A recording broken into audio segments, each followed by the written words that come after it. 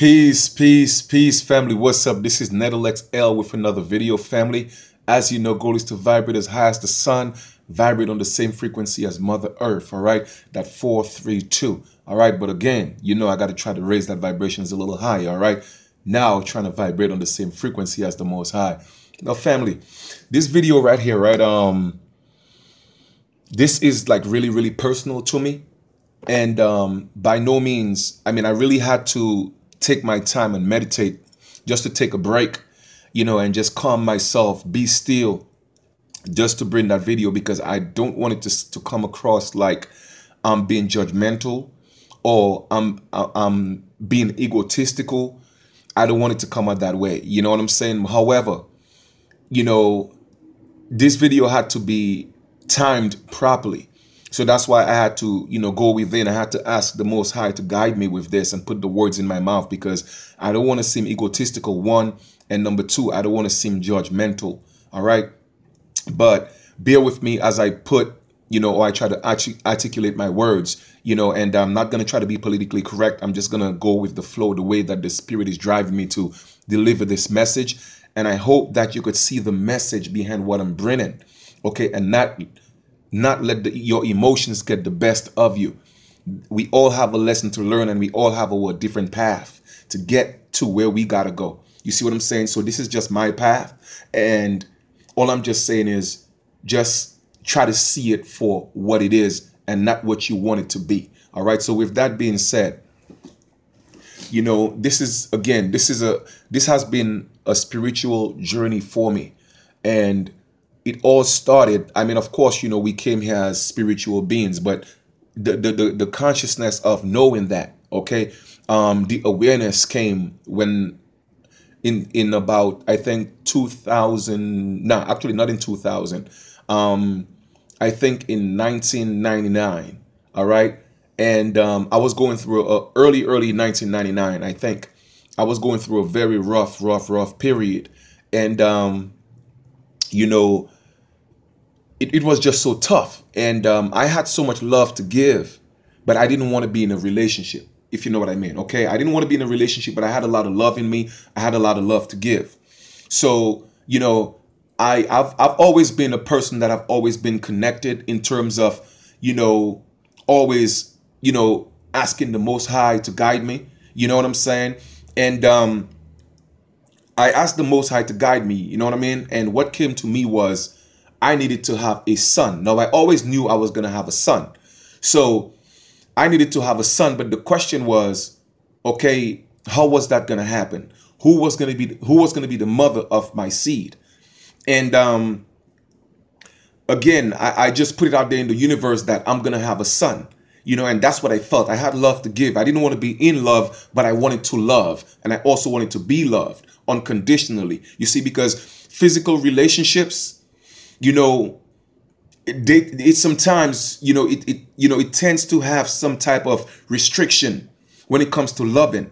There's always some type of condition. You know, it's either you love me that way, or this is going to happen, or you love me that way, or this is not going to happen. So I wanted that unconditional love. And I felt in my heart that having my son would have given me that unconditional love. Somebody I could love unconditionally and could love me back unconditionally. Okay, so I went to a club, all right, and I run into, you know, the young lady that's currently my son's mother. You know, I'm not going to go into the intricate details. However, when I met her, all right,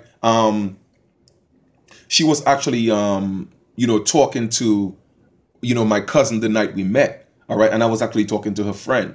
But it just so happened that, you know, we went out to from the club, we went to breakfast and we ate. She was with my cousin and I was with her friend. We had a great time. We had breakfast, but for some reason, my spirit gravitated to her, you see, and what it was, we left, you know what I'm saying, didn't exchange numbers. She went her way, I went my way. And for the next couple of weeks, all I could think of was, this woman is the woman that's going to have my son.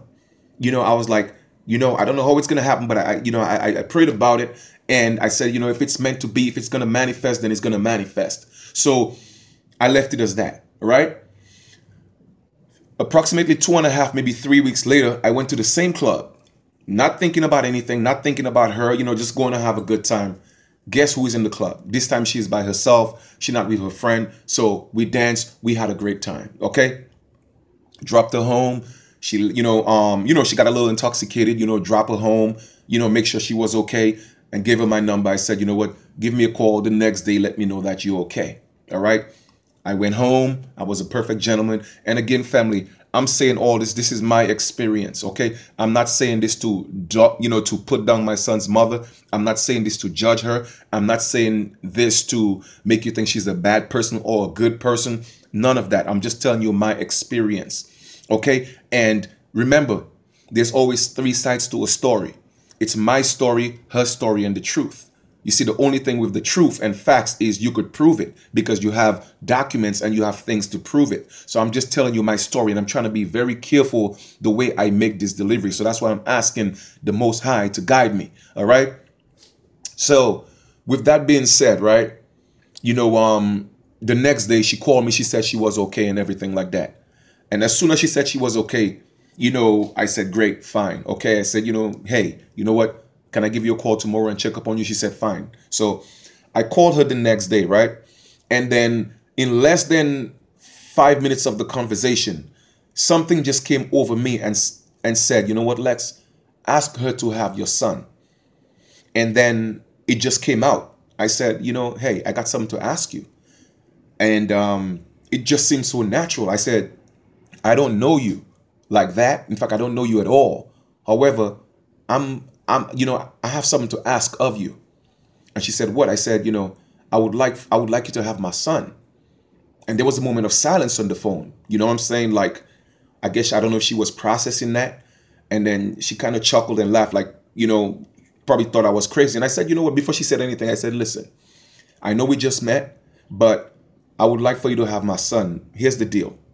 I'm not in a relationship. I'm single. And I was totally honest.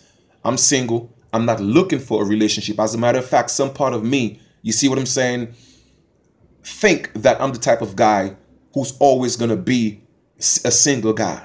You know what I mean? And I'm not looking for a relationship. I don't want one right now. You know what I'm saying? However, I feel that I need a son, or I should have a son, somebody to love, somebody to give love to. You know what I mean? And I promise you, okay, no matter what happens, I would never turn my back on our son. I'm always going to be there. I promise you that much. I could promise you, but I can't promise you that I would be in a relationship, because that's not what I want. And that's not what I'm looking for. Okay. And she paused for a second, and she didn't know what to say. So I said, this is what we're going to do. All right.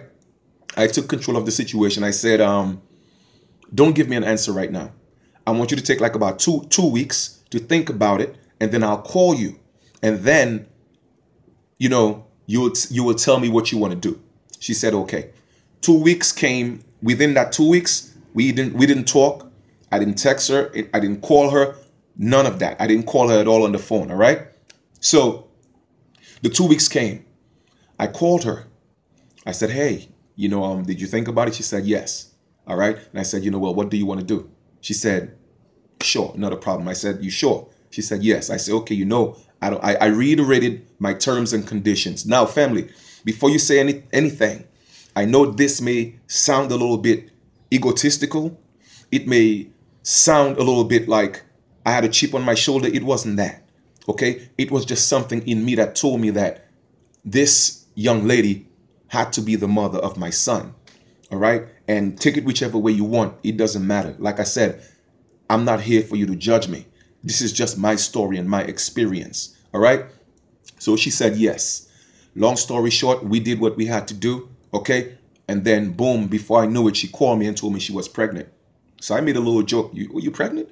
Yo, for who? Whose child? I mean, I was just joking, but I knew it was my son because I knew that was in me. You see? So anyway, my son Lex, he was conceived, all through the pregnancy. Now, family, I'm going to keep it real with you, man. I'm going to keep it real with you. Nobody's perfect. Okay. She is not perfect and I'm not perfect. Okay. We are all having an experience trying to get back our way to perfection. All right. So within the first 9 months of the pregnancy, I was there. Like I said, I would. I promised that I was going to be there. Sometimes I'm going to keep it real. I wasn't, either I was out of town, or, you know, I was doing something, or sometimes, you know, I wasn't used to the whole pregnancy thing and the craving thing. And sometimes calling me 2 o'clock in the morning and tell me you want watermelon. You know what I'm saying? I didn't think it was an obligation for me to leave my house and go bring you watermelon 2 o'clock in the morning. But again, like I said, I'm not trying to make myself the angel or make her the bad person. I'm just telling you what it was. Okay, maybe I should have brought her the watermelon. I don't know. You know what I mean? But anyway, with that being said, I went to as many doctor appointments, you know, as I could, or time permitted. I did all that, and I was there. You know what I'm saying? I was there. Maybe it's not as much as she wanted, but I was there. Okay. And then the baby shower come. I was there. Helped set everything up, and everything was said and done. Okay. Again, I'm not here to vilify my son's mother. I have to make that point. All right. Not because of any reproach or anything, but just because I don't want people to judge her. All right. Because my son's mother could be the sweetest person in the world. But on the other hand, that's all I'm going to say. All right. So what I started to realize was, you know what, Lex, you didn't think of what you were getting into. You just did it from impulse, or the spirit spoke to you and you did it. So I wasn't going to question the spirit. You know what I mean?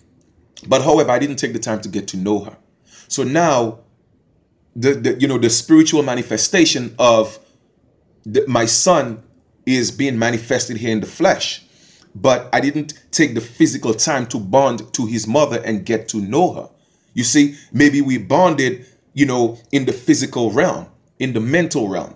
You see, but it didn't manifest in the physical realm because we weren't on that spiritual type of level thing where I'm at right now. And I know she wasn't. You feel? So, but however, like I always tell people, our children, we don't choose our children. They chose us. You see, my son knew exactly who his parents were going to be. My son knew exactly that his dad had to make that connection, go to the club to meet his mother so that his dad could plant a seed into his mother so that he could get here. You see, my son orchestrated everything. And I know that now because of me growing into my spirituality and having an understanding of how this works. So my son orchestrated all that even before he was born. So that's why I didn't question it. You see, because I always knew there was a reason. And everything I went through, I just asked the divine creator, please, just show me the reason. Guide me the right way. So with that being said, all right, I realized that she was the type of person who always thinks she is right. Okay? Don't want anybody telling her anything. Hot-tempered, always quick to argue, like a real negative energy. But like I said, she can be the sweetest person because when she wants to be sweet, I promise you, my son's mother is the sweetest person. However, she allows the negative aspect of herself, the lower vibe. In fact, she operates from her lower chakra 95% or 90% of the times. You see, and that started causing problems. So now our energy started clashing.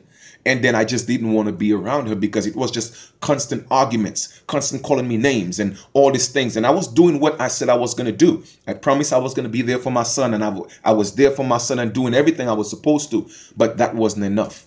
That wasn't enough. She wanted more. And then I had already stipulated. You see what I'm saying? Now, some people may say, you know what, Lex, you know what? You could have just turned it into a perfect little family. I hear you and you're right. But that's not what my spirit spoke to me. You see what I'm saying? That's not what it was saying to me. All right. And again, getting to see the type of person she was, you know, I just couldn't be around that energy. So that created some type of tension, you see? And so when my son was born, you know, the same day he was born, or he went into, he was, delivered. Okay. I didn't know. You see what I'm saying? I only found out, or she told me a few days after.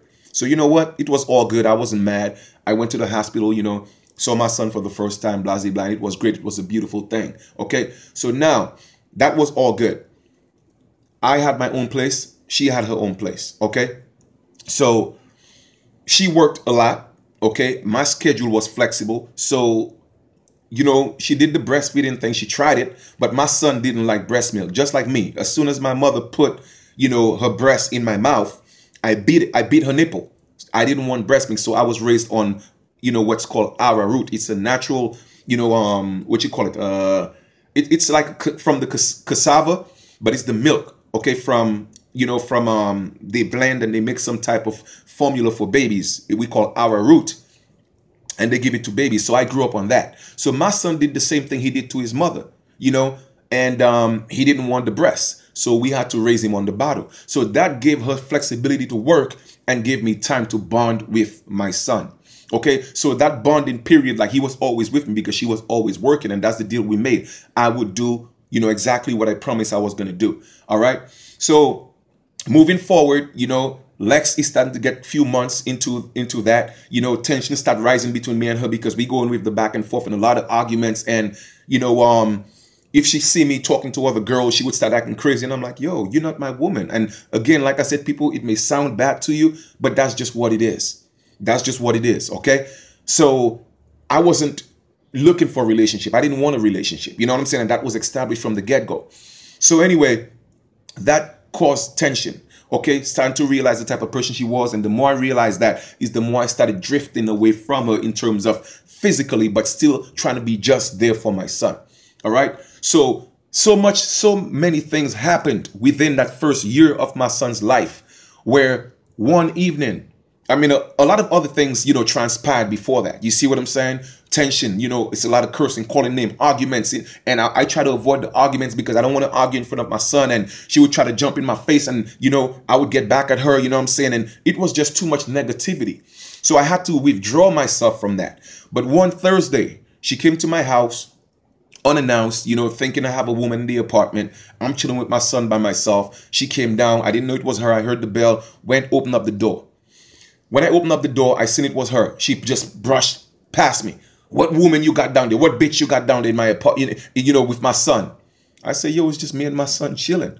She went, she saw that he was on the bed. She calmed down. Then everything was kind of cool. Then I'm like, yo, why you coming into my house unannounced, man? You know what I'm saying? Like, seriously, you know what? You know? So she took offense to that and started getting mad and up in my face. What are you going to do? You're going to hit me? You're going to, you know how some of this, you know, young ladies behave, you know? So I picked up.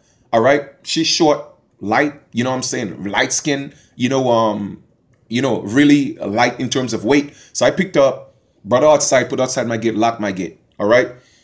Not less than 3 minutes later, she must have jumped the fence, came back downstairs ready to fight.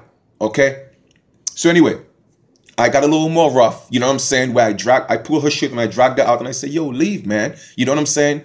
You know, go. She didn't want to go. So I picked up again, put her outside. Now, family, I'm going to keep it real with you. All right. When I dragged her outside, I'm downstairs chilling. All of a sudden, I hear a big bang on the door. I'm like, whoa, that can't be her because she ain't that strong. I open up the door in my boxes and everything. All of a sudden, it's like 4 or 5 policemen. You know what I mean? Came to the door. You know, are you such and such? I say, yeah. All right, well, blah, blah, blah. So they left. You know, I guess they saw my size. They felt a little threatened. So they left. They called backup. All of a sudden, I got like 15 to almost 20 police officers for just little me in my apartment. You know, came downstairs and want to be on this like rare. You know what I'm saying? We're going to do it. I'm saying, yo, hold up, man. You know, y'all can't just, what's going on? Well, your son mother said you beat her up and you this and you that. And but, you know, you bust her in her face and punch her in her stomach and all that stuff. I said, officer, come on, like seriously. I weigh 238 because I was a whole lot bigger. You know what I'm saying? I was doing weights back then. And I'm like 238. My son mother is what? 5'3", light skin as day. You see what I'm saying? If I really put my hand on my son mother, you think she would have the energy to actually come and make a call, you know, and not bruised up or knocked out, you know? So I explained to them exactly what happened. You see what I'm saying? So anyway, she was outside. So they went outside and they told her, well, his side of the story and this is what it is. This is what it is. Okay. So when they came back, they was like, okay, well, we hear your side. We hear her side. So this is what we're going to do. We're going to have to arrest the both of y'all. You see what I'm saying? But I'm going to keep it real. Once again, I'm going to be honest. All right. I didn't put my hand on my son's mother the way she said. The most I did was I grabbed her shirt and I dragged her out. I did that much. I'm going to keep that real. Okay. But how I didn't get arrested that day, again, I'm going to be honest with this. How I didn't get arrested that day was I remember my son's mother told me that her favorite movie was A Thin Line Between Love and Hate. Now, if you've seen that movie with Martin Lawrence, you will know exactly what Lynn Whitfield, the actress, what she was like. okay, when she beat up herself and called the police to get him arrested. So that was the first thing that came to mind when she told me that was her favorite movie a few months back. You see what you see? So I said, okay, so that's the game you want to play. So when the police went outside, what I did was I took a knife and I cut myself. And I said, officer, you see, I was just, look, she cut me and I just dragged her out. You see, it was a back and forth, you see, and then she cut me with a knife. And that's how I end up not getting arrested that night, because now I was bleeding. You see, I was bleeding, and the officer was like, well, miss, we're going to have to arrest you because you cut him with a knife. Now, she swore up and down, this and that. It is what it is. You see, I wasn't trying to go to jail for something I didn't do. You feel me? And plus, my son was there. So anyway, that said and done, they was like, okay, if we're going to arrest him, we're going to have to arrest you. So the deal was, it's just going to be a domestic disagreement, all right? And we'll let her go her way and you go your way. But the son is going to go with her because she's the natural custodian. I didn't want that, but I say, you know what, fine. A couple of days pass, weeks pass. All right, no, even before let me stop right here. That was the Thursday. Friday came all day. I didn't hear from my son. I didn't see my son because I wanted the tension to die out. Okay, so I had to go to an event. That time I was dancing, so I had to go do an event that Friday night. Okay, so what I did was I went to the event. After that, went to a club, then came back home. Hadn't seen my son or heard from my son. And Saturday, same thing. Hadn't seen from my son or heard from my son. But Sunday, I had to go to Canada to do a show. All right. So Saturday night, went to do the shows, came back home went to a club after that, came back home like about 3:30, took a shower, went to bed. That was Saturday into Sunday. Yo, I'm sleeping in my apartment. Okay. I heard my door just boom, a loud noise. Somebody busted down my door, and about 8 police officers with guns and flashlight in my face. Now I'm in my sleep. What if I had done something crazy or reacted a certain way? I wouldn't be here talking to y'all right now. I would have been dead. But I'm a quick thinker. So I just say, you know what, Lex? As soon as I realized what was happening, I say, Lex, chill. Officer, what's going on? Well, your son mother said, you know what, you came to her house and you beat her up and you punched her in her face and this and that. She brought pictures to the precinct. Family, I hadn't seen my son. The last time I saw her was that Thursday. Everything was settled. I didn't see her Friday. I didn't see her Saturday. You see, but yet still she had pictures of me beating her up and bruising her up. She took to the precinct. That's what they said, right? All right. They arrested me, took me to the precinct, and that was that. Went to see the judge, told him, listen, I didn't see the woman, I didn't do anything. They gave me what's called one of them lawyers, a legal pretender.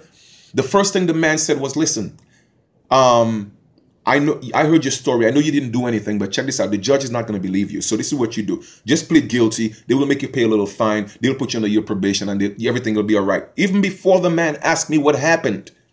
Okay, he just read the police officer's statement and tell me, I know, what I'm saying, you say you didn't do it, but the judge is not going to believe you. So this is what you do. My own lawyer, okay, plead guilty, all right? They'll let you pay a fine and you'll do your probation and it will go off your record if you behave yourself. I say, I'm not going to do that, man.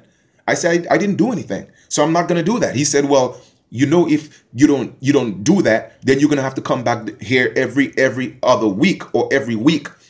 I say, it's okay. I have time. I'm self-employed. He caught an attitude. Anyway, long story short, I kept going to court back and forth until the judge dismissed the case. So they tricked me. The judge said, now, you're not going to plead guilty, but I want you to sign a surcharge and pay $40 so we could just close the case. Not knowing when you pay the $40 fine, you are actually pleading guilty in a technical way. So they tricked me. It's all good though. All right. So I paid the $40 or the $60 surcharge, and then they concealed the case or whatever. It was closed, and that was said and done. From that day on, I said, you know what? I don't want to have any dealings with my son's mother. I'm going to leave it alone. All right. Anyway, time passed on, we're still going with the confrontation, but I'm still picking up my son. She's still trying to get at me. It was family. It was crazy. All right. So moving forward, when Lex was about 2.5, I put Lex in private school, okay, until he was 10, All right, I'm jumping forward until he was 10. I paid for private school $400 and something every single month until my son turned 10. All right. Within that time, it was just so much negativity, and I started to see the type of person she was. Like I said, nobody's perfect, but you can't just always be vibrating in your low frequency like that. Something has to be wrong. That is poison. You see? So always coming at me, always trying to, get me in trouble. And I'm like, you know what, Lex, I'm going to stay away from that. I just want to be a good father to my son. As I said, sometime, we would be on good terms 2 days later. So at some point, when my son turned 6 going on 7, I had to go do an event in Schenectady, New York. All right. So the deal was, ever since he was a baby, the deal was I kept him Monday, Tuesday, Wednesday, and she kept him Thursday, Friday, Saturday, Sunday, because I worked on the weekends. So I kept him the first 3 days of the week. Okay. And then she kept him the remainder of those days. It was a little more convenient that way. So that was the steady schedule. All right. And plus on Sundays, I would pick him up to take him to a restaurant so we could just chill. That was the ritual right there. I'm talking about every single day. All right. And I used to take him to school too, of course, because, she was working. And if she can't, I would take him, or I would just pretty much do it most of the times. So when Lex turned about 6 to 7, I had to go on a trip. Now, it was a Friday. It was her turn, okay? Her turn to have Lex. So I took my flight that Thursday night, all right? And I went to Schenectady. I'm getting a call from my son's school Friday about 10:30. Mr. So-and-so, your son's mother called and said, you know what? She's dropping him off. She ain't coming to pick him up. Do what you want. I don't care. Call the father. So the teacher they were supposed to actually call the precinct, but they didn't call the precinct. Okay. They didn't call the precinct. They called me because I had a good relationship with the teachers. All right. So I'm like, whoa, this is crazy. What am I going to do? I say, let's calm down. I call his friend's mother. I say, listen, I'm out of town. All right. Do me a favor, pick up Lex from school for me, and I'll try to get an emergency flight back. I called the airport. It's connected. They don't have a lot of flights, so I had to wait until the next day. I couldn't even do the event. I had to do it that Saturday night. All right. So I went to the airport, got a flight, came back to New York, went to get my son. It was just so much happening, family, where I was being drained. That negativity was draining me. I got so crazy. Like even my son at that age was telling me, Daddy, I want to come stay with you. Daddy, I want to come stay with you. And I'm like, Lex, there's only so much Daddy could do. I promise you one day you will come live with me. So I used that opportunity, right? I went to the courts. I filed for custody because I was just tired. I filed for custody and they gave me temporary custody. Now that drove the devil out of her. So now her thing was, you took me to court to get custody.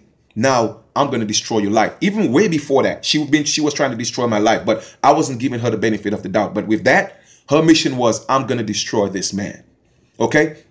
So that happened. I had custody of him. All right. For 6 months. They came to my house. They went to a house, back and forth, back and forth. And the person who actually, the case worker from the child services people, they came. All right. And the lady already pipped it. She already pipped it based on energy and attitude. So she knew what was the right condition for my son to stay at. And when she wrote her report, she wrote the report in my favor. How do I know? When I went to court for the last hearing so they could give me full custody, everything just went way haywire. The child guardian that they hired to represent my son all of a sudden got on the same side with her lawyer and her, and they demonized me. She went to the court and said, well, I'm very abusive. She's afraid for her son's life. I'm always beating him up. I beat him so much that he can't sit in class. She's scared that I'm going to kill him. All this. The guardian, reiterated that to the court and all that. So I'm asking the judge, I'm like, Judge. So then the lawyer was like, Your Honor, we would like to omit the report of the ACS people. In my mind, I'm like, why do you want to omit it? And it dawned on me was the lady wrote the report in my favor. So now the child guardian, who's supposed to have the best interest of my son's heart, okay, his best interest, okay, said let's omit and agreed to omit the report of the ACS people, where in her report she wrote that the son was more suited with the father. So the judge said, okay, you know what? That's fine. They omit it. And what they're going to do now, they're going to give the natural custodian, which is the mother, back custody of the son. And they're going to give the father visitation rights. So my ego got the best of me and I got upset in court. All right. But I said, okay, you know what, Lex, calm down a little bit. So the judge asked her, well, miss, when can the man see his child? This is what she said. She said, well, Your Honor, he could have him Monday, Tuesday, Wednesday, Thursday. All right. And maybe Friday, and I'll have him Saturday and Sunday, or I'll have him Friday, Saturday, and Sunday, and he could have him for Monday, Tuesday, Wednesday. So I'm asking myself in my mind, hold up. Isn't this the same abusive father that's beating up his son? You're afraid for his life. Why do you want him to spend 4 days with his father and only 3 with you? You know, and even if that would have worked out better in my favor because I wanted my son with me anyway, but because of my ego, my emotions took over. And I said, Your Honor, let me ask you a question. With all due respect, I know you're the judge, but so no, the judge was like, sir, is that okay with you? I said, so that's what I said. I said, Your Honor, why would you ask me if that's okay with me? I just sat here and I was demonized. Okay. I'm brutal. I'm abusive. I beat my son. She's afraid for his life. Why would you allow an abusive father to have his son for 4 days? The judge got upset. Well, listen, well, miss, I gave him permission to have his son for some time and he's refusing. So if he give you any problem, that's all right. I'm gonna let you keep the son and let him take the days that he wants. And if he give you any problem, I want you to come back here and I'll deal with the situation. Just like that. So it went back to, I'm having him Monday, Tuesday, Wednesday, and she's having him Thursday, Friday. So basically the same thing it was before. In her scenario, if I'd accepted it, I would have just had an extra day. So that was all said and done. All right. Court date done. Everything done. All right. Now, I started waking up more into my spirituality. Okay. Because I keep asking the divine creator, why is this happening to me? Show me. Okay. And all I was getting was, Lex, just be patient. Just be patient. Just be patient, my son. You will get the message. All right. So all that was done. So whenever she would call me and complain about everything, complain about him, curse on the phone, all tap, and then I just wouldn't return her call. I wouldn't return her call. I wouldn't do anything. You feel me? When she realized that she wasn't getting to me, okay, the verbal abuse to my son became more prominent. Okay, the verbal abuse, calling him all type of names, monkey, nigger, faggot, stupid, retarded, all kinds of name. Because you know what? She wasn't calling my son those names. She was calling me through my son because she couldn't get to me. Because I'd made up my mind. I'm not going to let you get to me. I'm not going to, because every time that's what she wanted. Okay, the negative energy, you see what I'm saying? Misery love company. So every time she got at my son, I went back at her. And that's what she wanted because she just wanted the attention. And I wasn't going to do it. Okay, so now that verbal abuse that was being pushed towards me, now it was being pushed to my son. And my son was going through that verbal abuse and crazy. And it was crazy. And every time I drop my son to school, Daddy, I want to come stay with you. Mommy this, Mom. I say, Lex, there's only so much Daddy could do, man. The courts make their decision and it hurt my heart. It was breaking my heart. All right. Moving forward, my son turned 10. All right. My son turned 10 and I said, okay, you know what?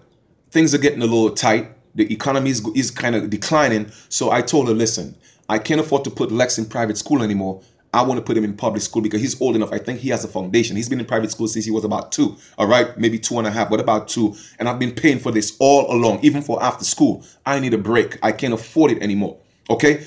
I said, well, even before that, in 2009, I said, listen, I've always allowed you to file taxes for Lex.